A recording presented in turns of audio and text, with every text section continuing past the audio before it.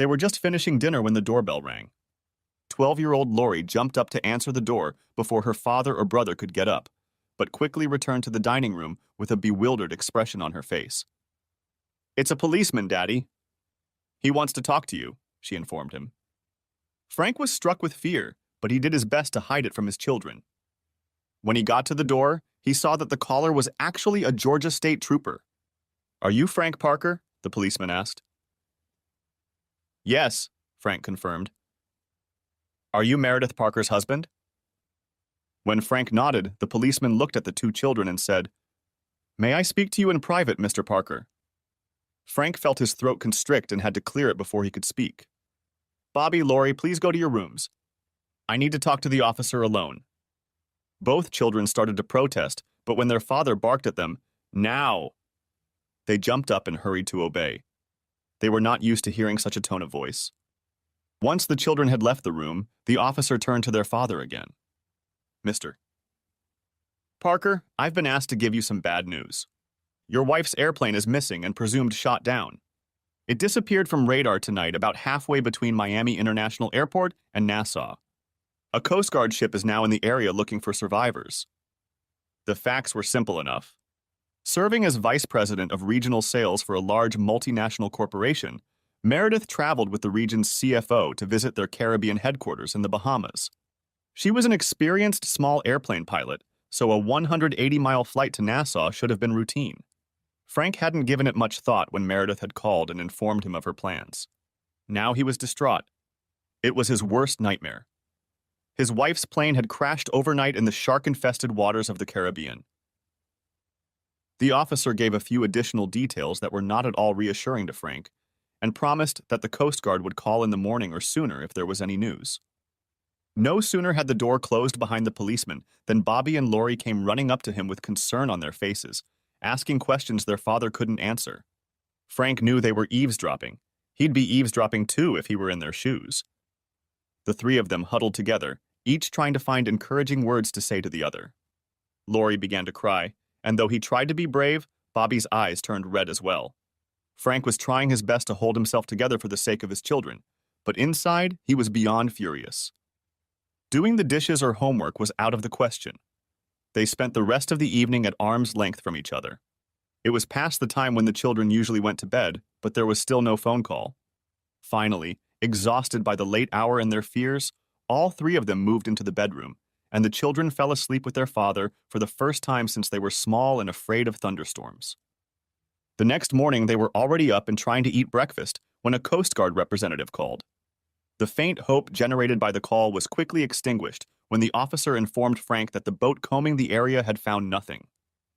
Frank called the principal of the middle school the children attended and told her why Bobby and Lori would be absent that day. He then went to check on them, but found them sitting in front of the television watching a CNN report on the missing airplane. Frank wasn't sure if he should let them watch further or turn off the TV, but no sooner had he made up his mind than the phone rang again. And from then on, as soon as Frank hung up after one call, another one came in. Not surprisingly, Meredith's parents and his own were the first to call.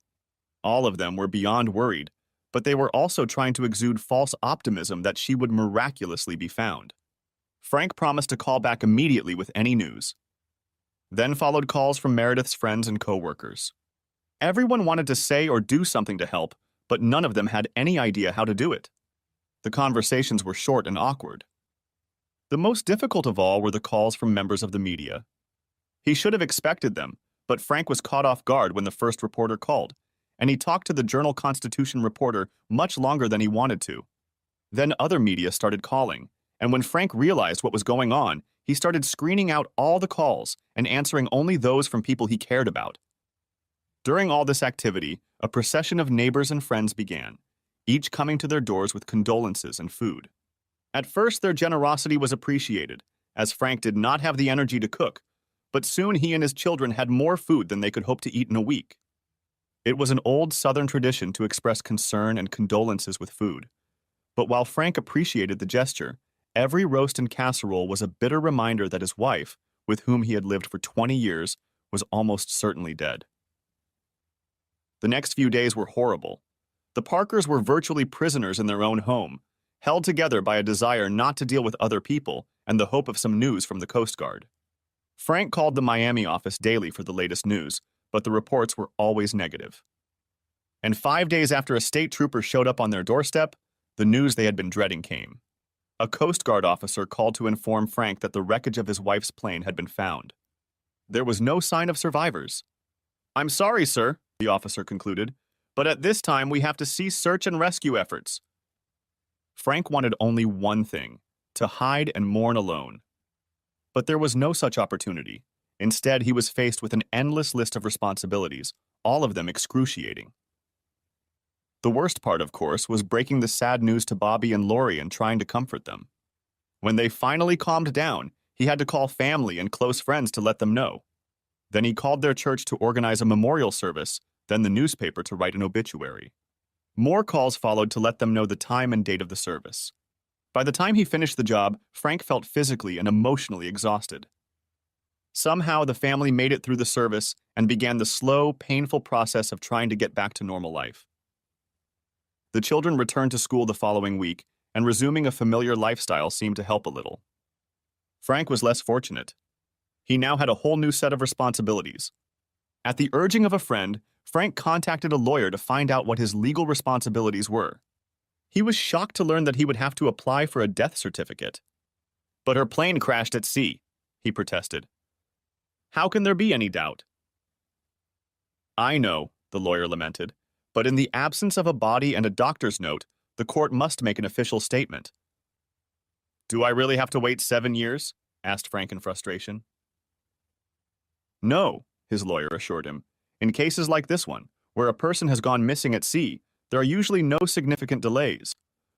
After the attack on the World Trade Center, death certificates were issued within days, although some bodies were never identified. You may have to answer some questions, but these cases are usually resolved very quickly." "I can draft a petition for you," the attorney continued. "I can also help you amend all the other documents." When Frank looked confused, the lawyer said, "Well, you know, like joint bank accounts, mortgages, insurance, car titles, wills, anything. While I'm at it, you need to contact your wife's company and find out what benefits you're entitled to and get all your personal belongings." Frank shook his head tiredly. In his grief, he couldn't stop thinking about how difficult it would be to unravel the life he and his wife had shared.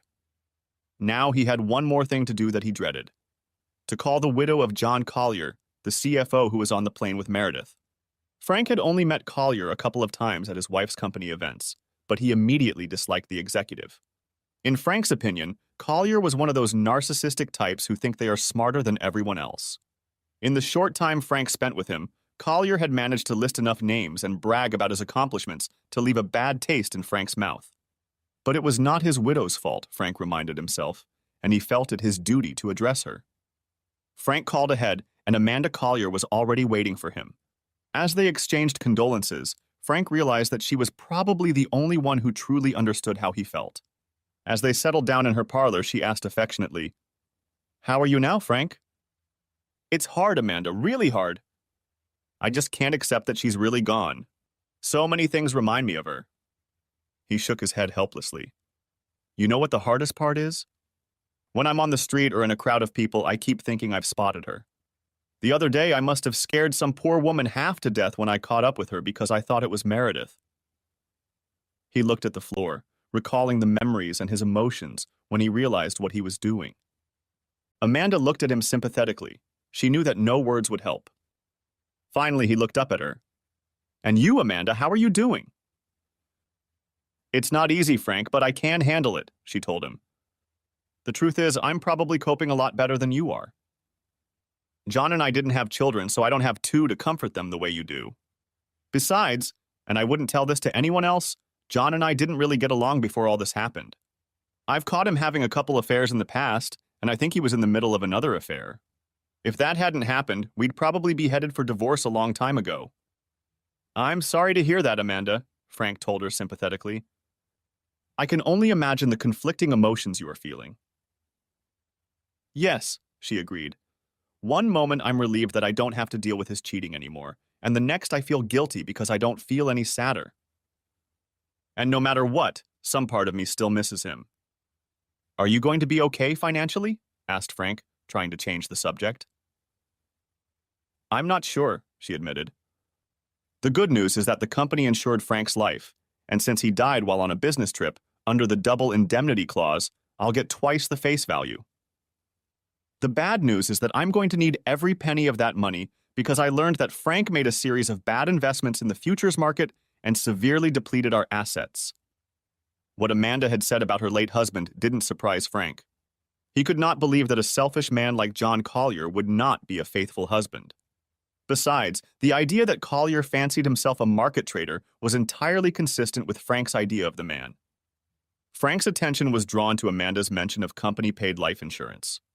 He remembered his lawyer's advice and made a mental note to contact Meredith's benefits department immediately. If Collier was insured, Meredith must have life insurance, and until he found a job, the funds might come in handy. After chatting for a few more minutes, Frank rose from the couch. Amanda, please forgive me, but I have to cut my visit short. Billy and Lori will be getting out of school soon, and I need to pick them both up. But please stay in touch, and if there's anything I can do to help, even if you just need to duck a sympathetic ear, please don't hesitate to call me.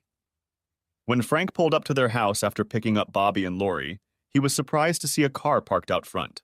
Frank led the children into the house through the garage, and a minute later, the doorbell rang. Outside stood a man in his 50s and a young woman dressed in business clothes. I'm Special Agent Harold Barnes, the man introduced himself, and this is Special Agent Celia Murray. We're with the Georgia Bureau of Investigation. We'd like to stop by and ask you a few questions in connection with your wife's disappearance. Realizing that the two men were law enforcement officers, Lori wrapped her arms around her father's waist and buried her face in his side. Frank felt her tears wet his shirt and held her tightly against him. What does that mean? He demanded angrily. Before the first agent could speak, Agent Murray intervened. I'm very sorry we've upset your daughter, Mr. Parker. All we are trying to do is complete a routine check in connection with your application for Mrs. Parker's death certificate. If you would like us to come back later, we will try to do so at your convenience. Frank ignored her and turned to face his daughter. It's okay, sweetheart. Nothing bad happened. The female agent dropped dramatically to one knee, reached into her purse, pulled out a napkin, and held it out to the girl. Here, honey, she said in a gentle voice. Lori hesitated and timidly accepted the napkin, wiped her eyes, and then blew her nose. When Frank saw that his daughter had calmed down, he put his arm around her and spoke to her. These people need to talk to me a little bit about your mom, Lori. Why don't you go and start doing your homework? I'll be here in the living room if you need me. With those words, he gave the 12-year-old girl a gentle nudge toward her room. He then turned to face the officers. If it doesn't take too long, let's try to get it over with. The three of them walked into the living room and settled around the coffee table. We need to get a little information about your wife, Mr. Parker, the male agent began. How long were you married? We got married in 1990, right after graduating from the University of Georgia, Frank replied, remembering the beautiful brunette he had won over so many years earlier. And she worked for the International Marketing Corporation until, well, before she disappeared? That's right, Frank confirmed. She was vice president of sales for the southeastern United States. If her region is the southeast, why would she go to the Bahamas? A younger woman asked. At IMC, Frank explains, the southeast included Puerto Rico and the Caribbean, as well as the United States. Their Caribbean headquarters was in Nassau, so Mary often had to fly there. Mary? The woman asked. Frank felt his voice grow hoarse. Mary was my pet name for her. Agent Murray reached out and patted him sympathetically on the shoulder. It's all right, Mr. Parker. I know this is hard on you. The senior agent decided to change the line of questioning. Was it normal for your wife to fly her own plane on business trips? Yes, Frank replied. Mary's father was a pilot, and she got her license as soon as she was old enough. She took every opportunity to fly herself because, she said, it made her independent of commercial airline schedules. She said she could get where she needed to go, complete her business, and return home while her competitors were still stuck in the terminal. She felt it gave her an advantage, especially when she was just starting out. Both agents took notes, then Agent Murray looked up at him. What about you, Mr. Parker? What do you do? Frank managed a smile. I'm a house husband. Noticing their looks, he continued. I was an aerospace engineer until 3 years ago when my company downsized and I was laid off. The only chance of finding a new job would have required me to move out of state. But in the meantime, Mary's job was going great. She had gotten several big promotions and was making an excellent salary plus big bonuses. It didn't make sense for her to quit, so we agreed that I would run the household and take care of the kids while she worked. And how has this change affected your relationship with Mrs. Parker? Agent Barnes asked. What's that got to do with it? Asked Frank irritably. Please bear with us, Mr. Parker, the younger woman intervened. We need to see if any factors played a role in your wife's disappearance. This is routine procedure. Calming down a bit, Frank looked at them both. Sure, it was a big change for me, but I'm an engineer. I'm trained to measure and evaluate all factors in a design. It was easy to realize that my change in role was the right thing for our family at that moment. I let Mary devote himself to his career and made sure Bobby and Lori were always close to their parents. Neither agent said anything, and it seemed to Frank that the question hung in the air like that. I don't mean to say it was easy, he continued. She was always calling clients or attending meetings at the corporation, so I didn't see her as often as I would have liked. Sometimes I felt like her work came first, and... He suddenly realized what he was saying and added hastily. But that's quite common in corporate life. Besides, things have been going well. He caught himself that things had been going well so far. 2 more questions, Mr. Parker, Agent Barnes said. Did you notice any changes in your wife's behavior in the time leading up to her disappearance? Not really, Frank replied after a moment's thought. I know she's been under a lot of pressure the last year or so, and her travel schedule has been busier than ever. But Mary said she was in line for a serious promotion. When she got it, she promised that the new job would cut down on her travel and come with a high-ranking position and a big pay increase. One last question, Agent Barnes said, jotting down notes in his notebook. Are you aware of any changes in your finances that your wife may have made in the last few months? No, Frank answered confidently. I keep an eye on all our finances and haven't seen anything out of the ordinary. The young woman glanced at her partner. I think we've taken up enough of your time, Mr. Parker. We'll be able to wrap this up pretty quickly, and we'll let you know as soon as we're done. In the meantime, if you think of anything you think we should know, give me a call at this number. Having said that, she handed him her business card, and the 2 agents headed for the door. Frank went back to his children's bedrooms to make sure they had done their homework. When he peeked into their rooms, both looked busy. They're strong kids, he thought. They've been through hell and are holding up well no matter what. The next day, Frank drove to IMC headquarters to visit the benefits department. The head of the department met him, and after expressing her condolences, handed him a box of Meredith's personal belongings from her office. Frank had to swallow when he saw the framed family portrait she kept on her desk. The director then referred him to a specialist to advise him on Meredith's benefits. The first thing he did was examine Meredith's 401k account. Frank had read her annual reports regularly, so he didn't expect any surprises. However, when he saw the total, it was much higher than he had expected. Apparently, Meredith had increased her contributions to her retirement fund over the past year, even more than she was entitled to from the company. She was really trying to provide for her family, the specialist commented admiringly. The specialist further advised Frank to withdraw the funds as soon as possible and roll them into his own IRA to make it easier for him to manage the funds. Another surprise to Frank was the sheet he received describing the insurance benefit he would receive as Meredith's beneficiary. He learned that Meredith had chosen the maximum amount of insurance to which she was entitled. With the accidental death factor factored in, Frank realized with amazement that he would receive Meredith's income for almost 4 years. The insurance company will pay that amount in annual installments, the woman explained. Otherwise, the taxes will eat you alive. Payment of all benefits was, of course, contingent on the company receiving a copy of Meredith's death certificate. But after a visit from 2 GBI agents, Frank was confident that would happen soon. Frank left the office building with great relief. He had thought he would have to start looking for another job immediately. Now he realized that he had a significant reprieve to get his life together. Thank you, Mary, he whispered fervently. A few days later, Frank was preparing dinner for his family late one evening when the doorbell rang. When Frank went to answer it, he found Special Agent Murray on the doorstep. After he invited her in, she explained the purpose of her visit. Mr. Parker, Frank, I wanted to personally inform you that our investigation is complete and that your wife's death certificate has been issued. You should receive a copy from the court in the mail in the next few days.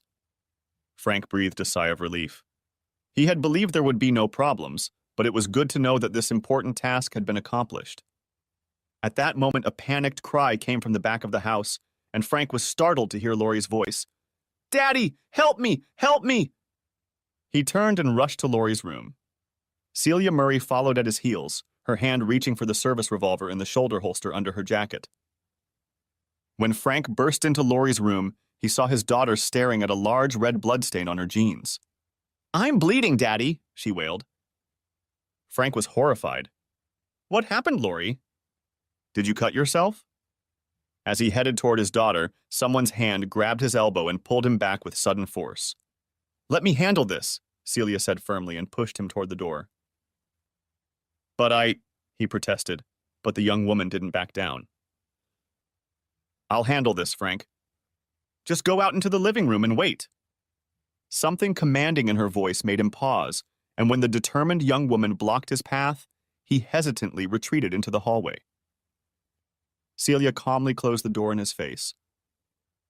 After 15 anxious minutes, the door opened, and Celia appeared on the threshold. Before Frank could ask a question, she grabbed his arm.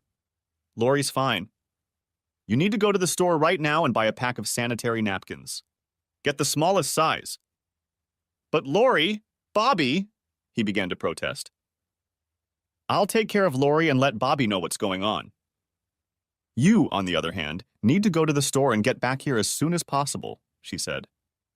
As Frank drove to the nearest store, it hit him, and he began to berate himself.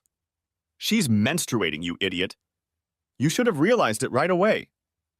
On the way back, he kept cursing himself for never having talked to his daughter about growing up and becoming a woman. "Oh, Mary, I need you more than ever," he thought in self-pity. When he got home, Celia met him at the front door and snatched the package from him. Looking at the package, she smiled. "You did good, Daddy." Then she disappeared into Laurie's room. After another 30 minutes, Celia reappeared, hugging Laurie, who somewhat shyly slumped back. Frank dropped to his knees and hugged his daughter as she walked over to him. "Oh, honey, I'm so sorry. I should have talked to you about this a long time ago. I just didn't think about it." "It's all right, Daddy," the girl spoke. "I just didn't realize what was going on and I got scared." Celia explained it all to me. "Now I know what to do." As she spoke, she took Celia's hand, and Frank realized that his daughter had made a new friend. He stood up and turned to Celia. "Thank you very much." "It's good you were here. I must have panicked for a moment." He looked at his daughter. "I'm afraid I'm not very good with girls." Celia smiled, but no sooner had she spoken than Bobby popped up from around the corner. "Just because my stupid little sister has first period, does that mean we won't have dinner tonight?" "I'm starving." "Bobby!" Laurie shrieked, but Frank grabbed her before she could pounce on her older brother. "Bobby, if you talk to your sister like that again, I guarantee you'll go to bed hungry," warned Frank to his son. But before his threat sounded too ominous, he continued. "Now go wash your hands and set the table." Then he turned to Celia again. "The least we can do is offer you a meal for all you've done. It's not exactly fine dining, but there is something to eat." The young woman was clearly embarrassed. "Thank you, but I can't interfere." Her protests were cut short, however, when Laurie tugged on her arm. "Please, Celia, stay and eat with us." Looking at her new friend, Celia smiled and said, "Okay, Laurie, just for you." Looking at Frank, she smiled again. "Thank you. I would love to have dinner with your family." The four of them sat down at the table, and Celia was the subject of many questions from the two children about her experiences in law enforcement. Frank ate and listened, both amused by his children's curiosity and delighted at how easily Celia handled their questions. He suddenly realized that for the first time in a while, the two of them seemed to be coming out of a sorrowful shell. When dessert was finished, Frank sent Bobby and Laurie off to do chores and then offered Celia a cup of coffee.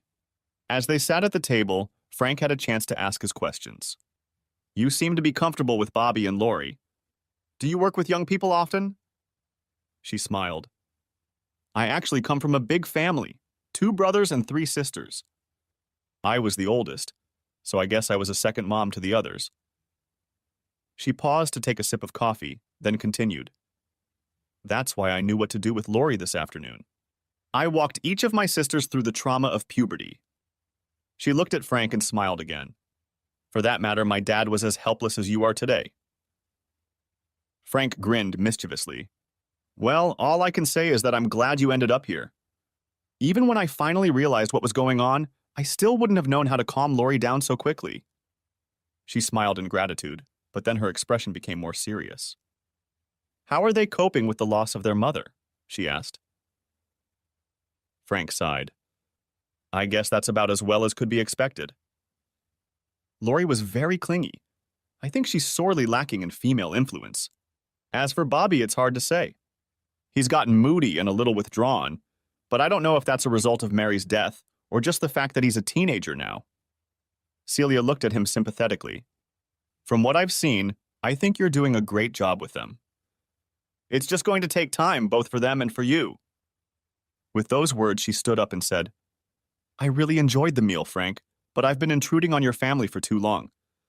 I have to go now, but if you don't mind, I'd like to say goodbye to Lori and Bobby. When Frank nodded, she walked out into the hallway, and Frank heard her say goodbye to Bobby. She then spent a few minutes in Lori's room, and when she returned, Lori was walking with her arm around Celia's waist. She really has a new friend, Frank thought in surprise. A few days later, a package arrived in the mail for Lori. When his excited daughter opened the package, she found a pink stuffed elephant along with a note from Celia. Frank was delighted by this concern, but was puzzled by the choice. Lori's too old for stuffed animals, he thought, but was surprised to see the toy take a prominent place on Lori's bed. I guess she still has a little girl in her, he admitted. The next day, he called Celia's office to thank her. I never would have thought of it, he admitted, but somehow it was just what was needed for Lori. Celia was pleased that her daughter was pleased with her gift and made Frank promise to keep in touch and let her know how Lori and Bobby were doing. A few weeks later, Frank was paying his bills when Bobby's teacher called him one morning. I'd like to meet with you to talk about your son, the teacher told Frank. He's having discipline problems at school. Frank agreed to meet with her the next day, but decided not to say anything to Bobby that night. He wanted to wait until he knew what was going on before confronting his son. The meeting was scheduled for the next day after school while the children were in physical education. Mrs. Soldana, the home grade teacher, told the concerned father that Bobby's behavior in class had gotten worse over the past few months. At first, I didn't want to say anything because I know he's been through a lot, the teacher explained, but it seems to be getting worse.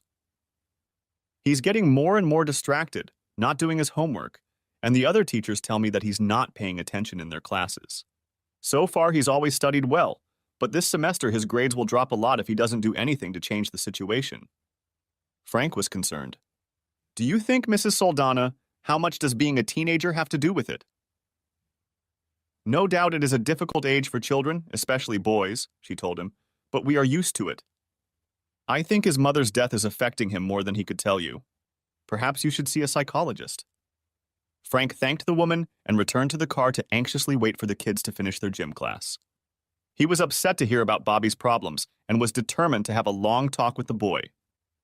When Frank brought Bobby and Lori home, he sent Lori to her room to start her homework and then led Bobby into the master bedroom. The boy's face darkened. He realized he was in trouble. Frank recounted his visit to Bobby's home teacher and gave some examples she had given him. What's going on, Bobby?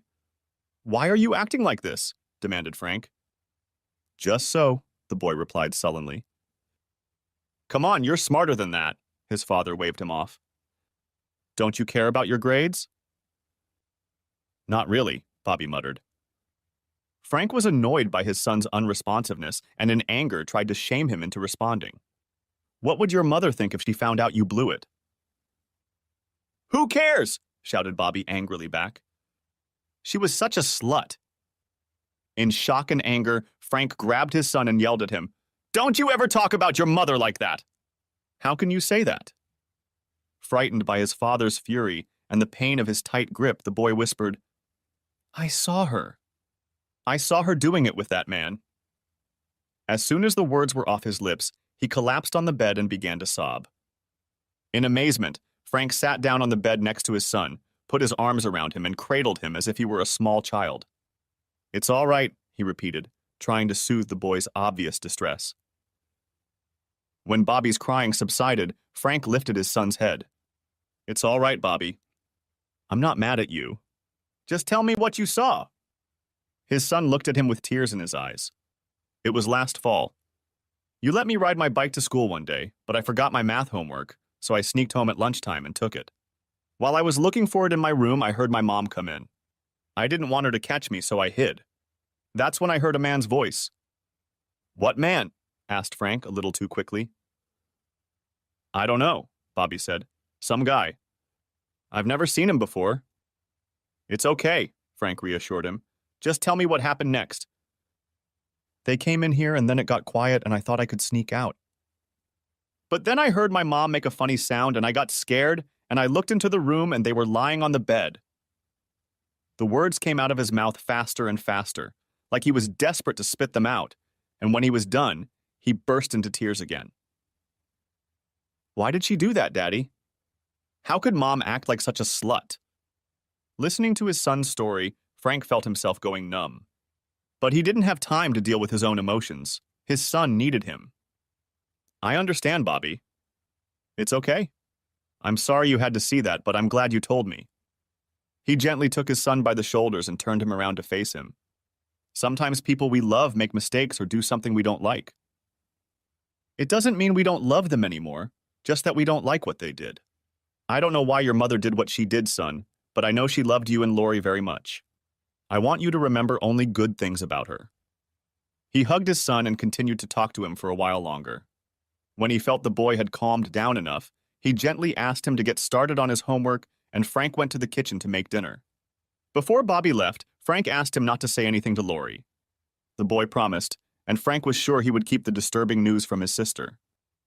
The rest of the evening passed without incident, but as soon as the children went to bed, Frank began to vent his emotions. His first reaction was to deny what Bobby had told him. His son must have been mistaken or misinterpreted what he had seen. But he couldn't stick to that logic for long. His son was too upset about what had happened. After this confession, Frank's thoughts turned bitter. How could Mary have betrayed him? He thought they had a solid marriage. How could she have been having fun with someone on the side? And anyway, who was that man and how long had the affair lasted? It's hard to lose your wife in a plane crash, he thought in despair. It's even worse to find out you lost her long before that. Sleep didn't come that night, and the next day Frank was in a black mood. It was Tuesday, the day he usually went to the gym, and after the kids had gone to school, he decided to continue his exercise routine. For a while, the exercise helped distract him, but when he sat down on the treadmill, his thoughts returned to his wife's infidelity. How could Mary do that, and in our own bed? He asked. Somehow the location made the betrayal all the more horrible. And how could she have known I wouldn't be home? But the answer came immediately. It must have been one of those days when I went to the gym.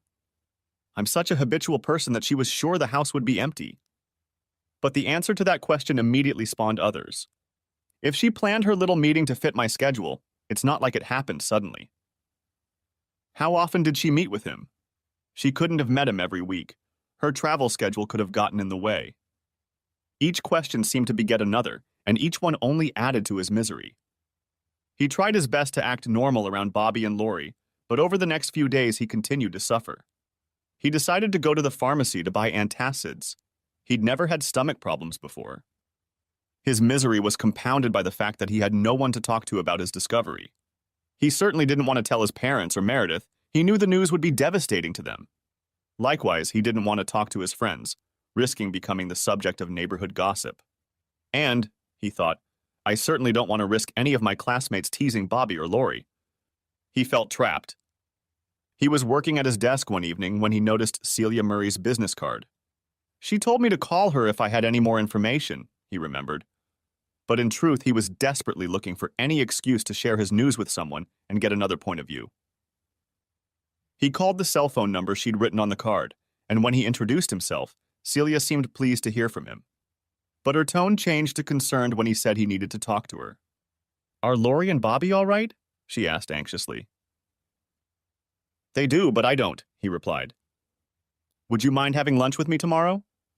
"It's not something I want to discuss over the phone." She quickly agreed and suggested a place near the GBI office where she worked. "It's a quiet place we can talk," she assured him. As he hung up the phone, Frank felt a little relieved at the prospect of talking.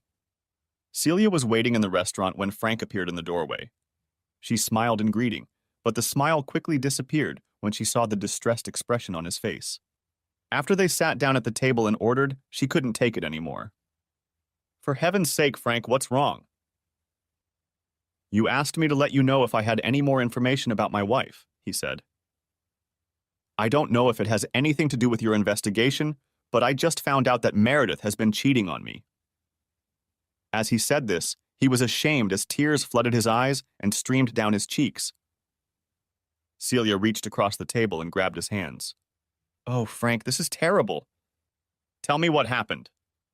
The whole story of the meeting with Bobby's teacher, the confrontation with his son, and Bobby's painful revelation poured out, interrupted only by the appearance of food. Celia listened in silence, letting him narrate at his own pace. Only when he reached the end did she speak.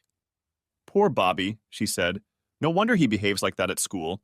It must have been festering him ever since it all happened. And then her death. No wonder he's so worried." She had let go of Frank's hands when the waitress brought their order, but now leaned across the table to reach for him again.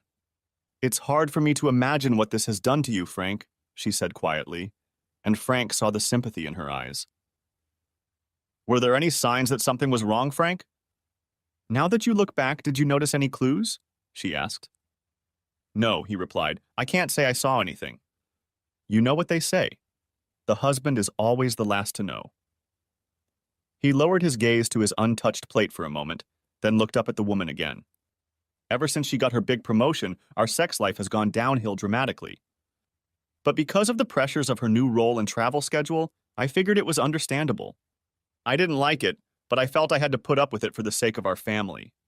She kept telling me that things would get better when she moved to the national level, but," he paused, "that didn't seem destined to happen." Then he frowned. "It's killing me that I don't have any answers.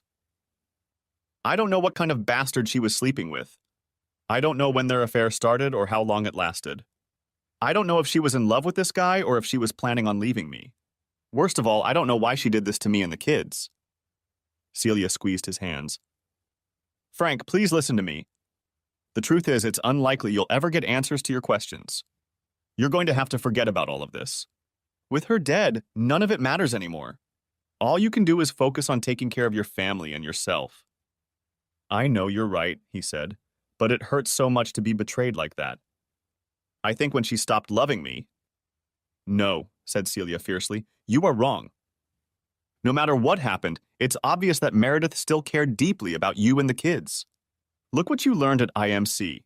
She bought maximum life insurance to make sure you were all protected. She maxed out her contributions to the 401k plan to put money aside for your future. I don't know what else has happened in her life, but it all looks like care to me." "Thank you, Celia. I'll try to remember that." When they got up to leave, he looked at the table. None of them had touched their food. "I guess I'm not a good choice for lunch," he remarked wryly. "Don't worry about it," she replied lightly. "Skipping a meal or two is probably good for me." Frank looked over her slender figure. "She looks pretty good to me," he thought. "It's been a long time," he said to himself regretfully. As they were walking out the door, she took his hand. "Please stay in touch, Frank, and let me know if there's anything I can do to help." "I'd really like to help." Then she reached up and kissed his cheek. As she turned away, Frank thought a blush appeared on her cheeks. Back at home, Frank was surprised to find his mood lightened. "I guess I really needed to talk it out," he said to himself. The following Saturday, Frank was in the yard picking up limbs that had fallen during a thunderstorm. When he entered the house, he saw Lori talking on the phone. He turned to Bobby, who was standing nearby. "Did someone call?" asked Frank. "No," Bobby replied dismissively. She's just talking to her new best friend Celia. Frank was surprised. Does she call Celia a lot? And what's a BFF? Oh, Dad, Bobby replied in despair. You're totally off the mark. BFF is best friend forever. At that moment, Lori looked up and saw her father. Daddy, can we take Celia to dinner? Let me talk to her, he said, holding out his hand to his daughter. When she handed him the phone, he said, Hi, Celia, I think you heard that. Would you like to have dinner with Lori tonight? Bobby and I will be here too. He heard her melodious laugh, followed by a quick agreement. Very well, he said. Why don't you come here about 6 o'clock? After they agreed, Frank hung up the phone and turned to his daughter. Well, here she comes, he said. I hope you'll be happy. Oh, yes, Daddy, she squeaked. Well, in that case, you and Bobby need to clean up the place so she doesn't think we're living like pigs. Oh, Daddy, do I have to? Complained Bobby. But before Frank could answer, the boy turned and began to gather up the clothes he had left in the room. He's still a teenager, Frank thought, but he seems to be getting better. Turning to head for the kitchen, Frank began to ponder what dish he should make. Definitely something better than spaghetti and meatballs, he thought, remembering the first time Celia had dined with them. He finally settled on the fish dish, which he considered one of his specialties. He was sure he could make it, and the kids liked it, which was always a plus. For that, he knew he would have to make a trip to the grocery store. After explaining his errand to Bobby and Lori, he told them to stay in the house until he returned. He found a nice piece of salmon in the seafood department, and then decided to pick up some dessert at the bakery. I should grab a nice bottle of wine, he thought, and directed his cart to the appropriate aisle. Once he found what he wanted, he looked in the floral section of the store and bought a bouquet for the table. On the way home, he thought about what he was doing. I'm really gorging myself on this food, he realized with surprise. Eventually, he decided it was because he owed Celia a good lunch. After all, I've ruined her lunch, he said to himself. Celia rang the doorbell at 6 o'clock, and before Frank could get to the door, Lori was already ushering her in. To Frank's amazement, even Bobby deigned to show up, and the teenager made polite conversation. Frank, for his part, felt a little awkward and inarticulate, but if Celia noticed it, she didn't show it in any way. Instead, she chatted cheerfully with Lori and willingly went with her to see what the girl wanted to show Celia in her room. By the time they reappeared, dinner was almost ready. The dinner was a great success. Celia was duly impressed by his culinary abilities. Oh, a man who can cook. Mother warned me about the likes of you, she teased, and the fact that he was clearly at ease with the children, both of whom chattered away in response to her questions. When dessert was finished, she insisted on joining in the cleanup, and with her help, the dishes were soon put away, rinsed, and put in the dishwasher to run later. At this point, Bobby excused himself to continue a video game he had paused, and Lori wanted to watch a favorite program she had videotaped, so the two adults filled their glasses with wine and went out into the living room. Frank, it was wonderful, Celia complimented him. I don't know when I've had such a good time.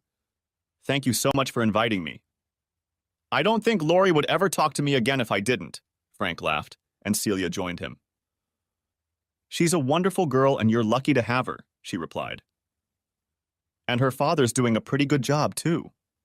Frank felt his face redden. But then Celia's face took on a more serious expression. Frank, besides having a great time with you, I'm glad you invited me because I have some information I want to share with you. Frank caught the new intonation in her voice and looked at her curiously. This is very confidential, Frank, but I think I know you well enough to trust you. And it concerns you, at least indirectly. Now she had definitely gotten his attention. As you know, Celia began, the GBI was supposed to conduct a routine investigation before issuing your wife's death certificate. And as you also know, we found nothing that would give us a reason to refuse to issue a certificate that was properly issued. She took a deep breath and continued. Naturally, we did the same thing with John Collier, but we discovered a few oddities. First, it turned out that he was in financial trouble after a series of bad investment decisions. Frank nodded. What Celia had said matched what Amanda Collier had told him. Furthermore, over the past few weeks, Celia continued, IMC Security has informed us that they have discovered what appears to be significant irregularities in the Southeastern Accounting Department headed by John Collier. Even more disturbing, they believe they have uncovered a fraudulent billing scheme that may have resulted in the embezzlement of millions of dollars from IMC, and John Collier appears to have authorized it. Poor Amanda, Frank commented. She didn't deserve that. But then he began to consider what Celia had told him, and new possibilities opened before him. Could John Collier have had a hand in the disaster? He asked. Could it have been a way of covering his tracks?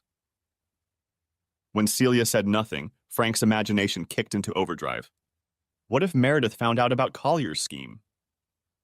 What if he killed her to silence her and used the plane crash to hide the evidence? Maybe he's still alive? Maybe he's hiding out in some villa by the sea and laughing at all of us? Take your time, Frank, Celia urged. You're getting carried away. The most likely scenario remains that the plane went down unexpectedly, as we've assumed all along. If Collier was really involved in the embezzlement scheme, the crash interrupted his plans.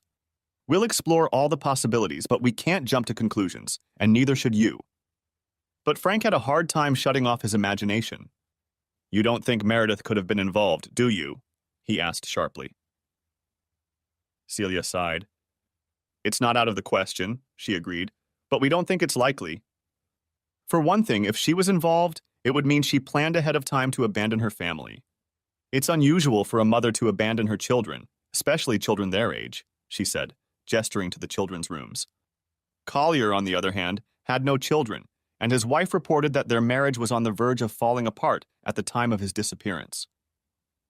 Moreover, unlike Collier, Meredith's finances were in perfect order, and prior to her disappearance, she had done nothing to suggest that she was involved in any plan, if indeed there was one.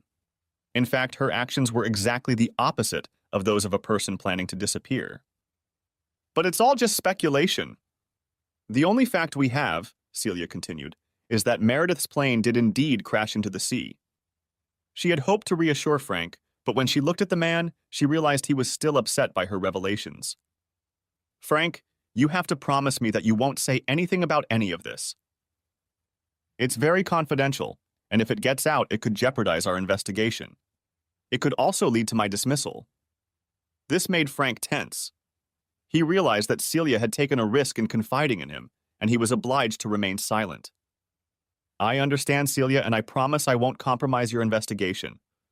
But I have to ask, why did you tell me all this? She looked at him seriously. It's unlikely, Frank, but there's always the possibility that you'll hear something or learn something that will help us shed some light on all this. If you do, Frank, promise me you'll get back to me right away. No Lone Rangers, please. He returned her gaze. I promise, Celia. Then he smiled. Besides, if I have to mess with you again, it won't be such a drag. The smile she gave him seemed to light up the entire room. Shortly afterwards, Celia had to leave. Before doing so, she said goodbye to Bobby and Lori. Frank noted that Bobby had interrupted his game to say goodnight to her, which was a real compliment from him. Lori walked her friend to the door again, snatching Celia's promise to call her. But this time, after Lori hugged her, Celia didn't fail to lean against the door and kiss Frank on the cheek. As she walked to her car, Lori looked at her dad and said, She likes you, Dad. Frank smiled at his daughter and pulled her close to him. Well, I like her too. When everyone had gone to bed and the house was quiet, Frank lay in his bed, thinking over what Celia had told him and all the different scenarios he had imagined. Oh, Mary, he thought, what have you gotten yourself into? Finally, he fell into a restless sleep. A week later, Frank was sitting at his computer and noticed something unusual. He was reading about some of his favorite sports teams, and as he was about to click on the Falcons tab, he noticed a Facebook icon right above it. On a whim, he clicked on it. Frank wasn't a Facebook follower. In fact, he rarely logged onto the site at all. The only reason he had an account was so he could keep track of his children. Bobby and Lori loved the social networking site and used it as another way to stay in touch with their friends. Frank didn't mind at first, but after reading a couple of scary articles about some of the pitfalls, he started his own account and insisted that Bobby and Lori add Bobby and Lori as friends. He also asked them to give him the passwords to their pages. That way, he reasoned, I'd be able to see all the messages and pictures they posted, as well as anything their friends sent them. More importantly, he thought, Bobby and Lori would know that he could spy on them, and that he hoped would encourage them to be discreet. When he logged onto his page, most of what he saw didn't interest him. But he did notice a friend request from someone he'd never heard of, Tom Thomason. The name seemed unfamiliar to him, and there was no photo, just a silhouette. When Frank clicked on the name, the stranger's page blandly informed him that personal information was only available to friends. "Hey, Bobby," he called out. "Do we know any Tom Thomason?" His son walked into the room and saw his father browsing Facebook. "Oh, that guy. Just ignore him, Dad. He's been talking me into adding him as a friend for weeks now. I just delete his requests." At that moment, Lori peeked into the room. "Yeah, he tried to get me to friend him too. He's just some creep on Facebook." It was enough to get Frank's attention. Some unknown person wanted to make contact not only with him, but also with his children. Frank knew that there were all kinds of scammers out there, as well as some much scarier predators.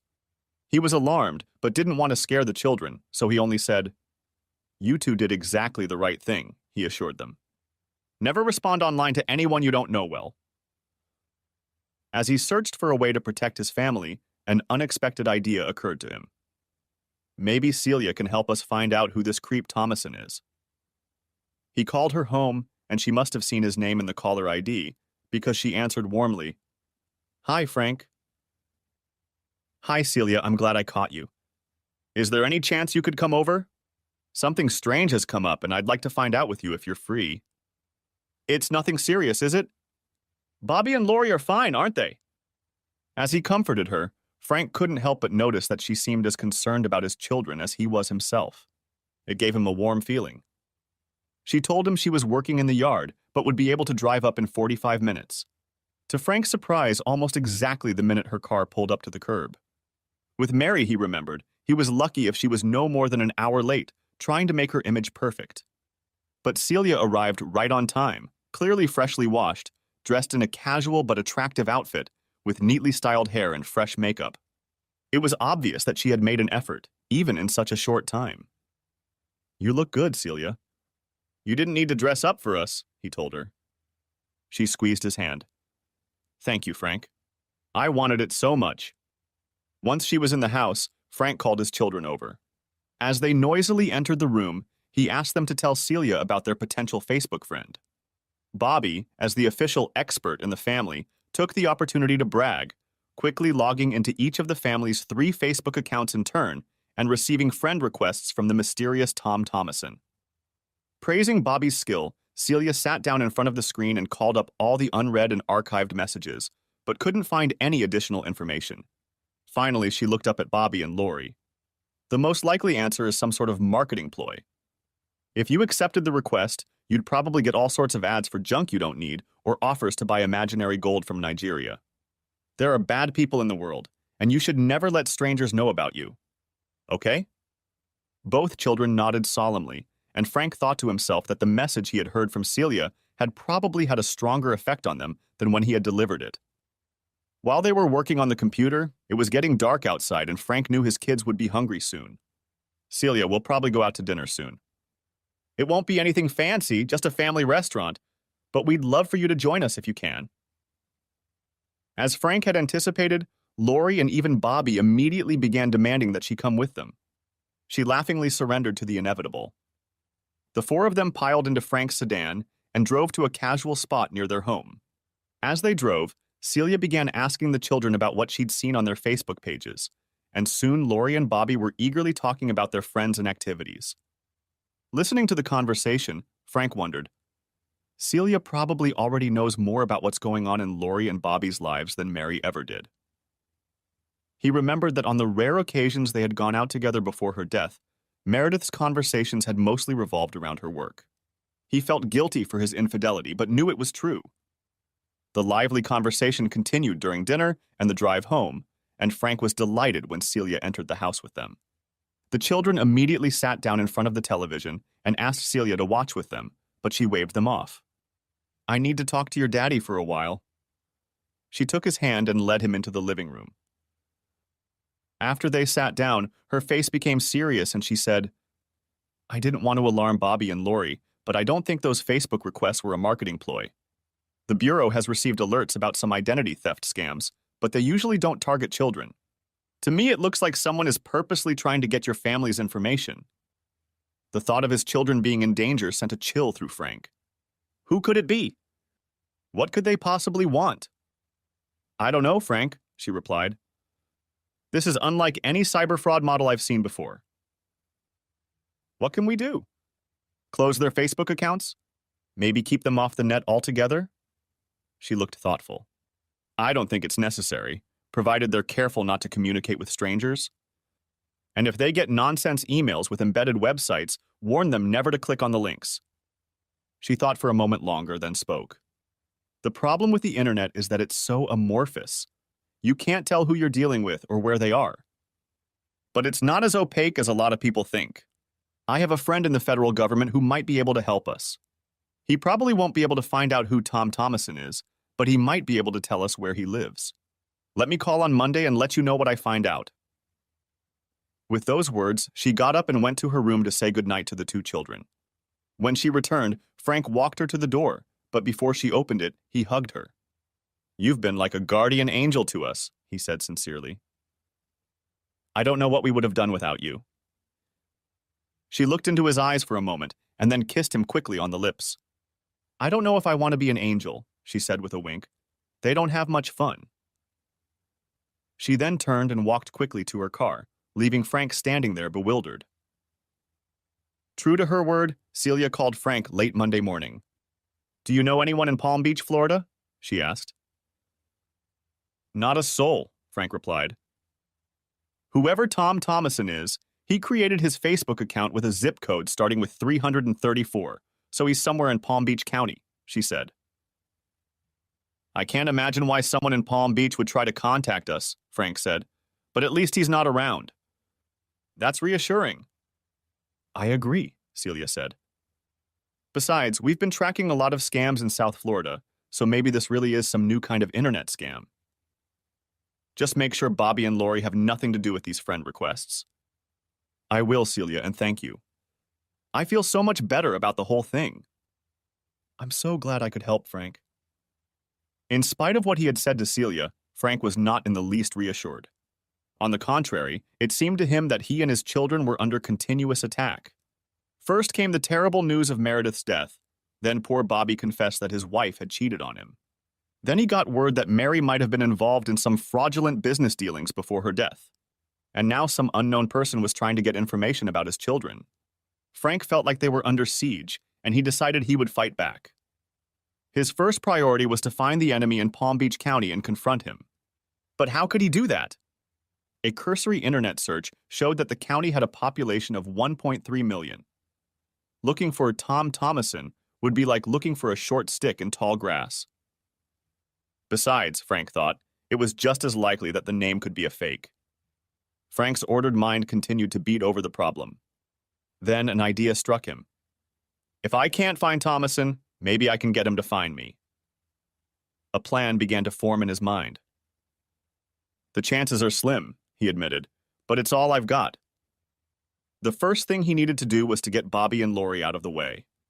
It was almost time for summer vacation, and that gave Frank an idea. He dialed his in-laws' number. Dad, would you and Mom like Bobby and Lori to come visit us for a week? I'll need to go out of town during that time, so you'd be a big help. When the children's grandfather happily agreed and all the issues surrounding their stay were resolved, Frank hung up the phone and immediately called Delta. I'd like to book a flight to Palm Beach. His children welcomed the news of their upcoming visit to their grandparents, but their enthusiasm waned when they learned that their father would not be traveling with them. It would be the first time they would be separated since their mother's death, and the prospect brought back the fear of abandonment they had felt since then. Frank hated to cause the children any distress, but he felt that he must do what he intended, and he succeeded in persuading them. A week before their visit began, Frank began to be plagued by doubts. Am I doing the right thing? He asked himself. But despite the uncertainty, the thought of doing nothing was worse. His inner turmoil was briefly interrupted by a phone call from Celia, who called to inquire how he and his family were doing. After a few minutes of conversation, the tone of her voice changed slightly, and Frank thought she sounded almost shy. I was wondering if you wanted to get together next week. I haven't seen you and the kids in a while, and her voice trailed off uncertainly. I'd love to do that, Celia, but then I'm taking the kids to their grandparents. We'll be gone all week. Oh, she said, I understand. Maybe some other time. I'd like that very much, Celia, he said fervently. Frank felt bad about lying to Celia about his plans, but he told himself, at least it was partly true. Besides, he was sure he knew what she would say if he revealed his true plans. When Frank returned home and took the children to his relatives in the village, he immediately sat down at the family computer. One of the reasons he asked Meredith's family to take his children was that he knew they didn't have a computer. So he felt safe logging on to Lori's Facebook. Sure enough, a friendship request came in from Tom Thomason. Frank clicked on the accept option and quickly received confirmation that Lori was now friends with this stranger. If nothing comes of this, Frank thought, I'll just unsubscribe from him later. Next came the hardest part, pretending to be a 12-year-old girl. He studied his daughter's previous messages and decided that he could imitate her style quite well. I may not be able to fool her friends, he admitted to himself, but I hope I can fool Tom Thomason. He decided that his first communication should lay the foundation and wrote a short note of his visit to the country, Lori. Just a little news for her friends, thought Frank, nothing to arouse the suspicions of the lurkers. The next day he planned to set a trap. OMG, I'm going to Florida. My best friend Celia offered to take me with her and my dad agreed. Flying out tomorrow, can't wait. Frank decided to call Celia by her first name because it seemed to him that neither Lori's friends nor Tom Thomason knew her. He hoped Celia wouldn't mind. Now that the lure was in the water, Frank hoped he could jiggle it enough to get the fish's attention. I can't believe I'm in Palm Beach. That's to die for. In the evening, Frank posted the following piece. Spent the day at the beach. I'm going to be so tan. The next morning, Frank posted a note that he hoped would catch on. I'm going back to the beach tonight. Tomorrow, Celia's taking me shopping on Worth Avenue. We'll have lunch at Tabu's. Too coola. As soon as the entry appeared on Lori's page, Frank headed to Hartsfield-Jackson International Airport. Soon, he was already settled in his seat for the 2-hour flight to Palm Beach. Looking out the window, he remembered that he had been to Palm Beach once before. In fact, he and Mary had driven through town on their way back from their honeymoon in Miami Beach. They'd driven over the Lake Worth Bridge and then traveled down Southern Ocean Boulevard, admiring the mansions overlooking the Atlantic. After landing, Frank rented a car and drove to the motel in West Palm Beach where he had booked a room. There was a fast food restaurant across the street, and he grabbed a sandwich and a Coke, which he ate in the room while studying a map of the city on his laptop. He hoped he was doing the right thing. After breakfast, he checked Lori's Facebook page, but found only a few envious replies from her classmates. He didn't expect Thomason to contact him, but he hoped his fishing expedition might find something. Around 10 a.m., he got in his car and drove east over the Royal Park Bridge, turned south, and then east again to Worth Avenue. He wanted to be there early, and he needed to park the car on the street so he could get there quickly if necessary. After driving around the block where the restaurant was several times, he was beginning to wonder if he had miscalculated. But suddenly a car pulled out in front of him, and he was able to pull into the parking space. Setting the meter down, he walked down the street in front of the restaurant. Noticing a bench in the shade, he gratefully took a seat on it. He grabbed his baseball cap and sunglasses and put them on, hoping to disguise himself. Then he pulled out a copy of the Palm Beach Post and pretended to read while looking around the street. As he sat there, the realization of how flimsy his plan was slowly began to set in. He had no idea if the mysterious Tom Thomason had seen the fake posts on Lori's Facebook page and would show up in response. Worse, Frank had no idea who he was looking for.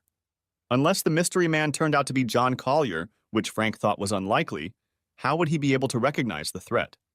All he could hope for was to spot the suspicious man, whatever that meant, and come face to face with him. The street was crowded, and Frank kept trying to keep track of all the passers-by. The restaurant was starting to fill up, and his stomach rumbled as he watched the people coming in. He cursed himself for not thinking to bring a sandwich, but he didn't dare leave his post.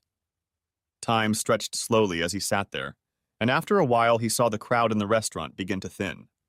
Glancing at his watch, he realized it was over an hour later. What an idiot, he thought. I wouldn't be any worse off if I stayed home, and at least I could see Celia again.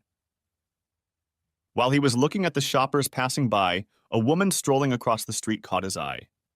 Here I go again, Frank thought, seeing Mary in a crowd of strangers. In fact, he noted, the woman looked nothing like Meredith at all. Meredith had shoulder-length brunette hair, and this woman was a blonde with a short haircut. And her clothes were different from anything Frank had ever seen Meredith wear. But there was something eerily familiar about her, and as he continued to watch her, Frank realized that it was her gait that had triggered his reaction.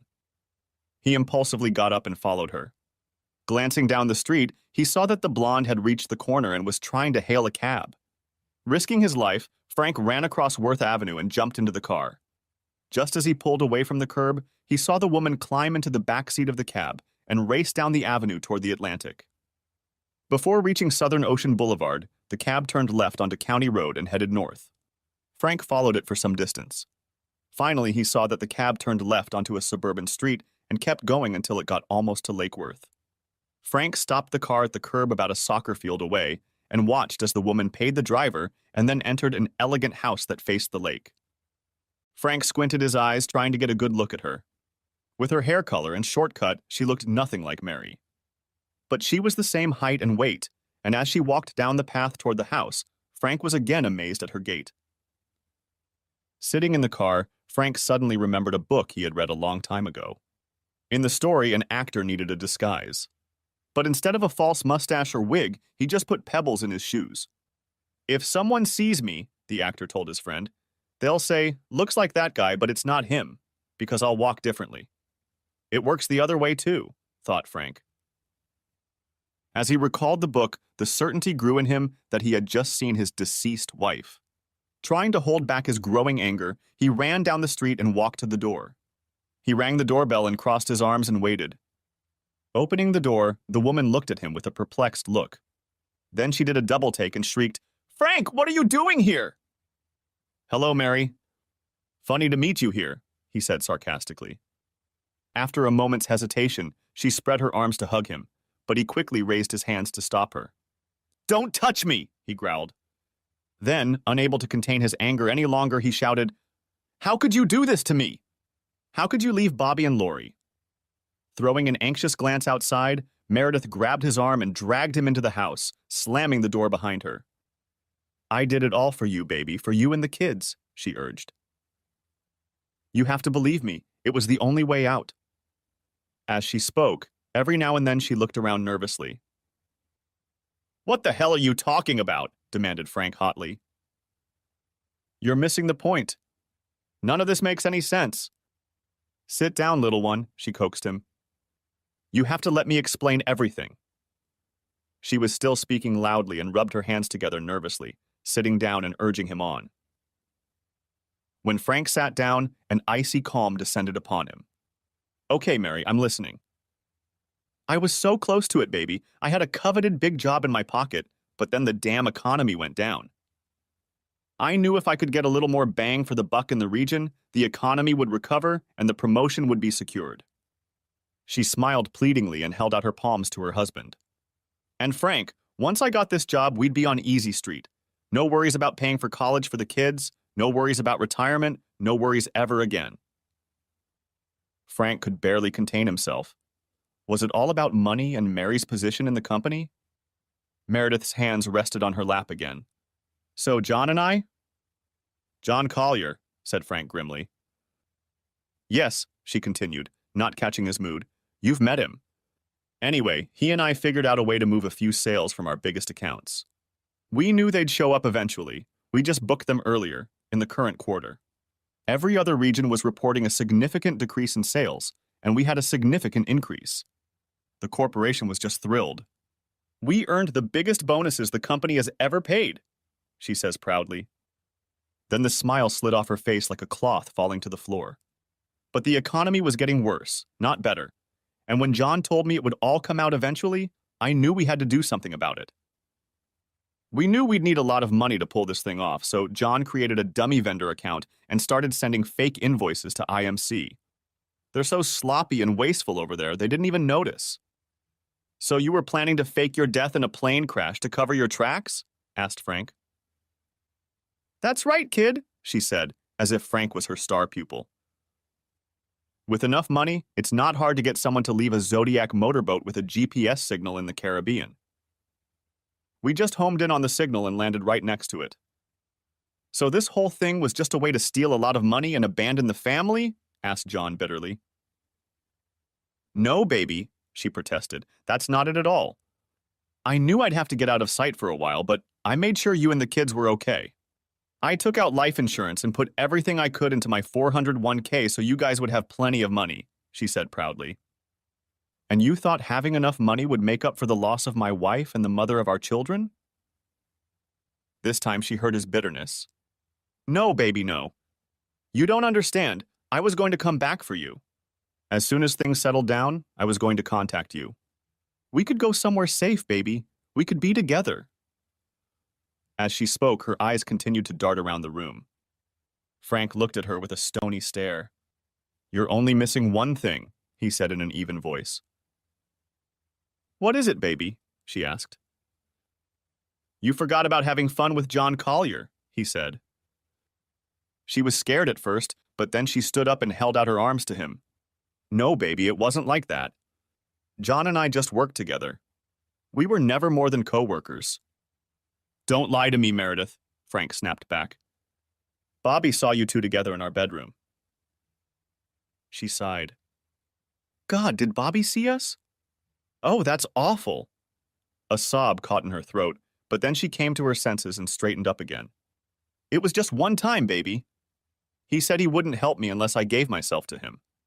But it was just one time, I swear. Frank stood up. Ignoring her, he looked around. Come out, John, he said loudly. I know you're out here somewhere. Meredith continued to wail. No, baby, it's just me. It was just one time. But no sooner had she continued than John Collier appeared from the bedroom. He was wearing a robe and had his hands in his pockets. Lay off, Mary, he knows, Collier muttered. Though he guessed they lived together, hearing Collier use his wife's favorite name made Frank wince. Meredith began to cry. He must have found us through Facebook, Collier grumbled. I warned you, but you just had to check your two offspring. Then his tone changed to cold and hard. But that doesn't matter now. We need to get out of here. He turned to Frank and pulled an automatic rifle from his robe pocket, which he pointed in Frank's direction. As for you, bright boy, you're the only one who knows we're still alive. No, John, no, screamed Meredith, but Collier ignored her. Looks like your kids are going to lose not only their daddy, but their mommy too, he said with a chuckle, raising his gun at Frank. I wouldn't do that if I were you, came a voice from the hallway. All three turned around in amazement and saw the figure of Celia Murray appear in front of them, holding a Smith & Wesson automatic at Collier's throat. Before Collier could react, a second voice came from behind him. Drop the gun, Collier! It's over! Special Agent Harold Barnes emerged from the kitchen, his gun also pointed at Collier. The former head of the accounting department looked at the two agents hostilely, but then his shoulders slumped. He dropped the gun to the carpet and slowly raised his hands. While Barnes held the gun at gunpoint, Celia quickly went behind the sullen man and twisted one of his arms behind his back, snapping handcuffs around his wrist. She then slid the other arm down and snapped the second handcuff. After securing Collier, she repeated the procedure with Meredith. As the two lay on the floor, Barnes made a cell phone call to the Palm Beach Police Department. A second call went to the local FBI office. A short time later, the house was crowded with uniformed and plainclothes police officers. Frank just stood back, looking dumbfounded at what was happening.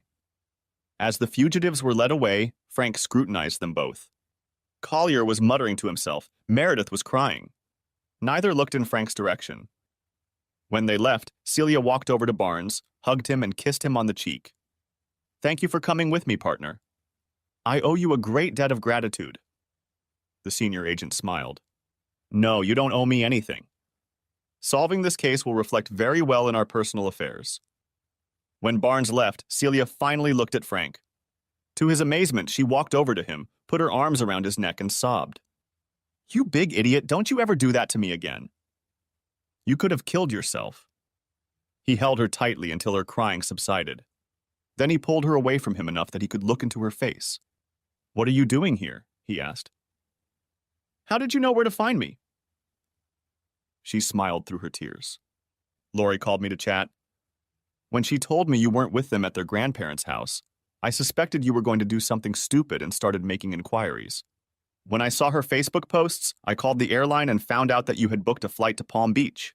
I talked Harold into coming with me, and we've been following you since first thing in the morning."